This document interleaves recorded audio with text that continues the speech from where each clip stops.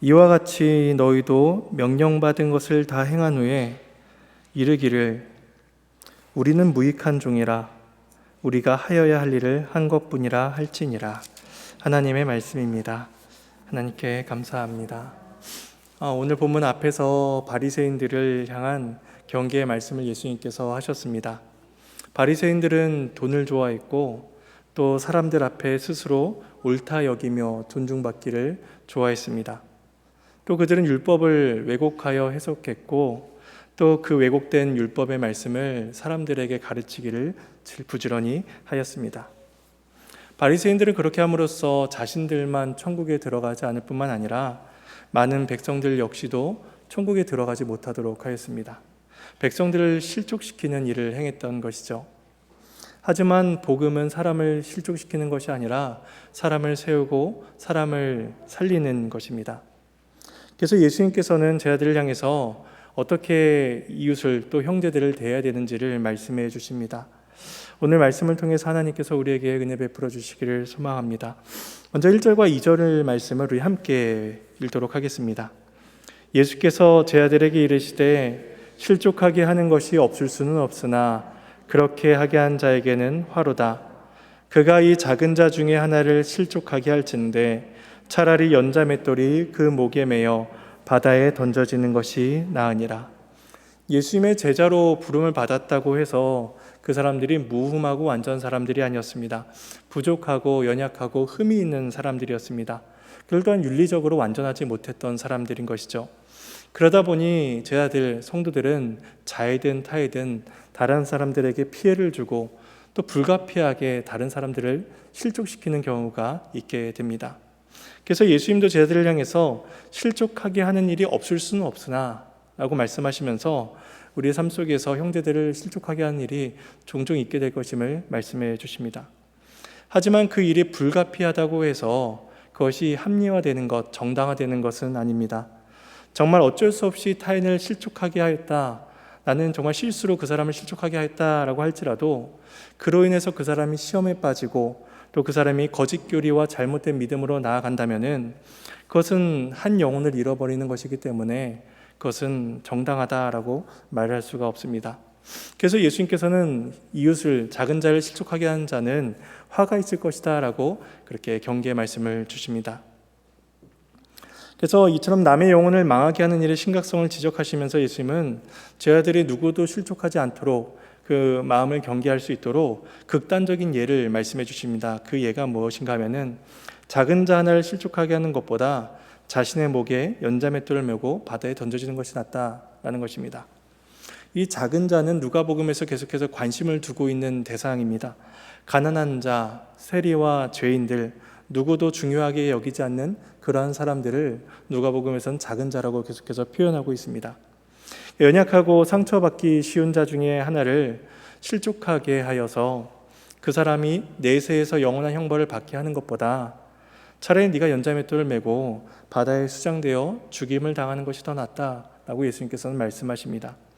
유대인들의 개념에 있어서 바다 깊은 심연은 거기에 이제 음부가 이제 거해 있다라고 유대인들은 생각했기 때문에 무거운 연자맷돌을 목에 메고 빠져든다는 것은 그들에게 있어서 가장 끔찍한 형벌 중에 하나였습니다.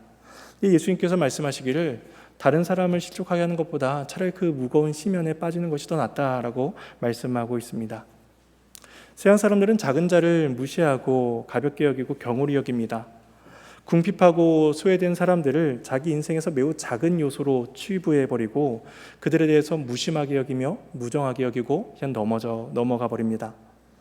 하지만 하나님 나라에서 작은 자는 없습니다. 하나님께서는 한 영혼 한 영혼을 매우 귀하게 여기시기 때문입니다. 따라서 제자들은 작은 자들을 매사에 주의하며 살펴봐야 되고 자신의 행실로 인하여서 혹 한 사람이라도 실족한 자가 없는가 스스로 조심해야 하는 것이죠. 예수님께서 이렇게 작은 자를 실족시킬 위험성에 대해서 경고를 하셨다면은 이어지는 3절과 4절에서는 반대로 타인에 의해서 내가 피해를 받게 되는 경우에 대해서 말씀을 주십니다. 3절과 4절 말씀을 함께 봉독하겠습니다. 너희는 스스로 조심하라. 만일 네 형제가 죄를 범하거든 경고하고 회개하거든 용서하라. 만일 하루에 7번이라도 내게 죄를 짓고 7번 네게 돌아와 내가 회개하노라 하거든 너는 용서하라 하시더라. 형제가 죄를 범합니다. 이들은 공동체에 속한 사람들이었습니다. 그래서 그들로 인해서, 형제들로 인해서 나 한 사람이 피해를 받았을 수도 있고 혹은 공동체의 어떤 결속력이 약해졌을 수도 있습니다. 그때 제자들이 어떻게 반응해야 되는가, 그걸 이제 두 가지로 말씀해 주십니다. 첫 번째 행동은 경고하라는 것입니다. 예수님께서는 죄를 지은 형제의 그 행동에 대해서 참고 견디고 모른 척하고 눈 감아주라 라고 말씀하지 아니하십니다. 물론 누군가의 죄를 용납해주고 인내하고 기다려야 될 때도 있습니다.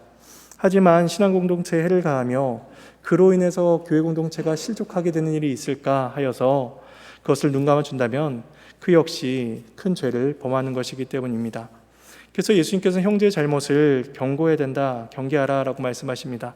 그러니까 때로는 간곡히 타이르고 책망하고 꾸짖기도 하면서 그가 죄로부터 돌이키게 해야 된다. 그것이 한 영혼을 살리는 것이며 공동체를 살리는 것이다 라고 말씀을 하십니다. 그 두 번째, 형제를 향한 두 번째 행동은 회개하거든 용서하라는 것입니다. 이 회개의 중요성은 앞서 15장에서 잃어버린 자를 되찾는 비유를 통해서 거듭 강조된 주제입니다. 그들은 회개하고 돌이키는 행위를 통해서 하나님의 긍휼을 바라며 하나님의 은혜만을 소망해야 합니다. 따라서 제자들에게 요구되는 행동은 그를 마땅히 용서하는 것입니다. 하루에 7번 죄를 짓는 경우가 많지 않을 것입니다. 그 정도로 죄를 짓는다면 고의가 아닌가라고 생각이 들 텐데 그때마다 돌아와 회개하노라 하면은 용서하라 라고 주님께서는 말씀을 하십니다. 그러니까 탕자의 비유에서 나왔던 그 큰 아들처럼 적대적으로 행동하면서 나는 그 잔치에 들어가지 않겠노라, 그렇게 행동해서는 안 된다는 것입니다. 그런데 우리가 회개한 자를 용서해야 되는 주된 이유는 무엇인가 하면은 우리가 바로 그 사랑을 받았기 때문입니다. 우리는 그리스도 안에서 죄인을 사랑하신 하나님의 무한한 사랑을 받은 자들입니다. 용서받을 만한 가치와 어떠한 공로도 없는 우리들을 하나님께서 구원해 주셨습니다. 하나님께서 우리를 돌이키게 하시기 위해서 하나님께서 우리를 견책하셨고 경계하시며 회개하게 하셨고 또 우리를 용서하셨습니다. 우리가 그 사랑을 받고 있기 때문에 그 형제들을 용서해야 하는 것입니다. 예수님께서 우리를 사랑해 주신 그 사랑이 무한하기 때문에 우리 역시도 우리를 향한 우리의 그 형제들을 무제한적으로 용서할 수가 있습니다. 그래서 예수님께서 어느 정도로 형제들을 사랑해야 되는가, 용납해야 되는가, 7번이라도 돌아와 회개하며 용서를 구한다면은 그들을 용서하라 라고 말씀하십니다. 자격 없는 내 자신, 거듭 실패한 내 자신을 예수님께서 품어주셨습니다. 따라서 우리 역시도 무한한 인내와 사랑으로서 그 형제들을 품어주어야 된다라고 예수님 말씀하십니다. 이렇게 1절에서 4절에서 나타난 예수님의 가르침은 마땅히 성도들이, 제자들이 지켜야 되는 말씀입니다. 근데 막상 실천하기가 너무 어렵습니다. 타인을 실족하지 않게 하는 것, 죄를 경고하며 꾸짖는 것, 회개한 사람을 무한대로 계속해서 용서해 주는 일, 그것은 당연히 해야 되는 일이지만 결코 쉬운 일이 아닙니다. 예수의 말씀을 듣고 있는 제자들도 그 가르침이 너무나 행하기 어렵다라고 느꼈던 것 같습니다. 그래서 그들이 예수님에게 믿음을 요청합니다. 그래서 5절과 6절 말씀을 우리 함께 봉독하겠습니다. 사도들이 주께 여짜오되 우리에게 믿음을 더하소서 하니 주께서 이르시되 너희에게 겨자씨 하나일 만한 믿음이 있었더라면 이 뽕나무더러 뿌리가 뽑혀 바다에 심겨라 했을 것이요 그것이 너희에게 순종하였으리라. 제자들이 예수님에게 믿음을 요청하는데 갑자기 제자들에서 표현이 사도들로 바뀌고 있습니다. 그러니까 사도들은 이 제자의 그룹 중에서 핵심이 되는 멤버들, 아마 12제자를 가리키는 것입니다. 그러니까 사도들은 제자들 중에서도 특별한 은혜를 받은 사람들이었고 이후에 이제 교회의 초석과 같은 이제 역할을 감당하게 되는 사람들입니다. 근데 갑자기 본문에서 제자들에서 사도들로 표현이 바뀌면서 사도들이 예수님에게 믿음을 요청하고 있음이 나타나게 됩니다. 이러한 표현 방식은 교회 공동체를 다스리고 지도하는 자들에게 필요한 것이 무엇인가? 바로 믿음이라는 것입니다. 누구보다 믿음을 요구해야 되는 것, 누구보다 예수님께 믿음을 달라라고 요구해야 하는 것이 바로 이 사도들과 같은 사람들이라는 것입니다. 이 사도들은 예수님의 가르침을 자신들이 감당하기 어렵다는 사실을 알고 있었고 그 일을 감당할 수 있도록 주께 믿음을 구합니다. 그런데 사도들의 요청을 들은 예수님은 한 비유를 말씀하십니다. 겨자씨 하나 할 만한 믿음이 있다면 뽕나무를 명하여 바다에 심기우라 라고 이제 명령할 수 있다라는 것입니다. 겨자씨는 가장 작은 씨로 대표되는 것입니다. 반면에 뽕나무는 뿌리가 깊고 뿌리를 길게 넓게 뻗어서 그 뿌리를 뽑기 어려운 나무 중에 하나입니다. 제 아들의 믿음과 또 제 아들의 그 믿음의 능력을 이 겨자씨와 뽕나무를 뽑아서 심는 것, 이것으로 나타내 주신 표현은 굉장히 과장된 표현 같아 보입니다. 예수님께서 이 표현을 통해서 한 가지를 밝히십니다. 바로 하나님에 대한 참된 믿음이 중요하다. 겨자씨만한 믿음이라 할지라도 하나님에 대한 신실한 믿음이 필요하다라는 것입니다. 우리를 구원하신 하나님에 대한 바른 지식과 믿음, 또 구원하신 자에게 베푸신 성령 하나님에 대한 이해와 믿음, 이러한 믿음이 우리에게 필요하다라는 것입니다. 그 제자들이, 성도들이 그러한 하나님에 대한 참된 믿음을 가지고 있다면 뽕나무가 뿌리째 뽑혀서 바다에 심기우는 것과 같은 그러한 불가능한 일, 그러한 일도 일어나게 된다는 것입니다. 그러니까 앞서 말씀하셨던 작은 자를 실족하게 하는 일, 형제를 용서하는 일, 이것들은 마치 뽕나무가 뽑혀서 바다에 심기우는 것과 같은 그럴 정도로 불가능해 보이는, 우리들의 성정에 비하면 불가능해 보이는 일입니다. 그런데 그러한 일조차도 하나님에 대한 참된 믿음이 있다면 하나님께서 그를 가능하게 하실 것이다 라고 예수께서 말씀하십니다. 교회 안에 참된 믿음이 필요한 이유가 여기에 있습니다.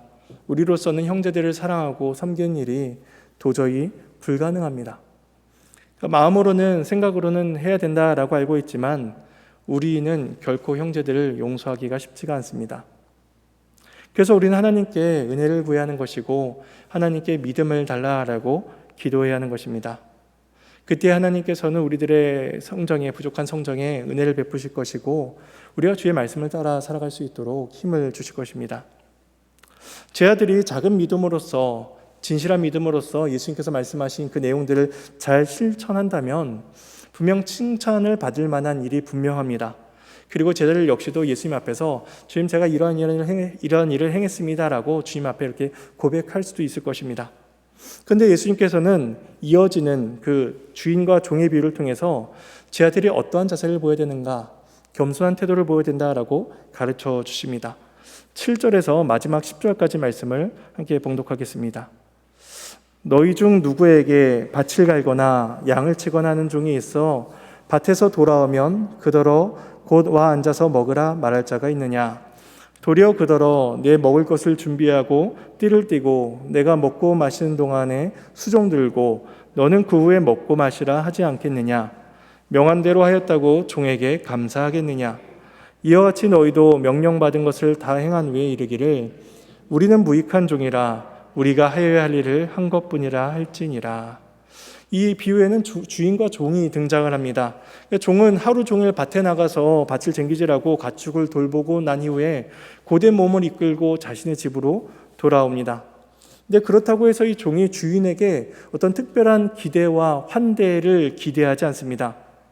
보통 남편이나 아버지가 돌아오면, 하루 종일 수고하고 집에 돌아오면 수고했다, 수고하셨습니다 라고 하면서 반겨주는데 종은 그런 환대를 결코 기대하지 않습니다. 하루 내내 고되게 일하고 몸이 녹초가 되어 돌아왔을지라도 종은 또다시 그 주인의 밥상을 준비해야 되고 또 그 주인의 시종을 들어야 되고 나머지 집안일을 감당해야 합니다. 주인은 그런 종에게 감사를 표현하지 않습니다. 이러한 종은 주인에게 분명히 필요한 존재이고 없어서는 안 될 존재이지만 주인은 그 종의 수고에 결코 감사를 표하지 않습니다. 왜냐하면 종이 주인을 섬기는 것은 당연한 의무이기 때문입니다. 예수님께서 이 말 같은 말씀을 하신 이유는 무엇인가 하면은 맡은 일에 대한 종의 태도가 무엇인가, 그것은 마땅함을 누리는, 마땅함을 고백하는 자세가 필요하다라는 것을 가르쳐 주신 것입니다. 그러니까 종은 특별한 대가를 목적으로 일을 하지 않습니다. 종은 주인을 섬기는 것을 마땅하게 여기고 그 일에 최선을 다합니다. 그러니까 종이기 때문에 주인이 행하는 일에 모든 관심을 쏟고 주인이 명한 일을 당연히 행하는 것이죠. 예수님께서 말씀하시길 제 아들이 바로 이러한 태도를 가져야 된다라고 가르치십니다. 그러니까 수고에 대한 대가나 보상을 기대하지 않고 그 일에 쓰임을 받았다는 사실, 그 한 가지 사실에 감사하며 충성해야 한다는 것입니다. 그게 종이 가져야 되는 자세인 것이죠. 그것이 예수님의 제자들이 가져야 되는 최고의 영예라는 것입니다. 작은 자를 실족하지 않게 하는 것, 하루에 7번이라도 똑같은 사람을 용서하는 것, 그것은 비록 힘든 일이지만 또 제자들이라면 마땅히 행해야 되는 일입니다. 그 일을 행했다고 해서 주인에게 어떠한 보상이나 칭찬을 기대해서는 안 되는 것입니다. 그러니까 마지막에 제자들이 하게 될 말은 이 한마디입니다. 우리는 무익한 종입니다. 우리가 하여야 할 일을 했을 뿐입니다 하는 것입니다. 우리는 교회를 섬기며 또 형제를 사랑해야 합니다. 하지만 그 일이 마땅히 우리가 해야 되는 일임을 우리는 기억해야 합니다. 더 많이 헌신했다고 해서, 더 경건하고 더 신실하게 신앙생활을 했다고 해서 그것이 우리가 자랑하고 내세울 만한 것이 결코 되지 않습니다. 이것이 칭찬과 명성에 빠져 살았던 바리새인들과 우리와의 다른 점인 것입니다.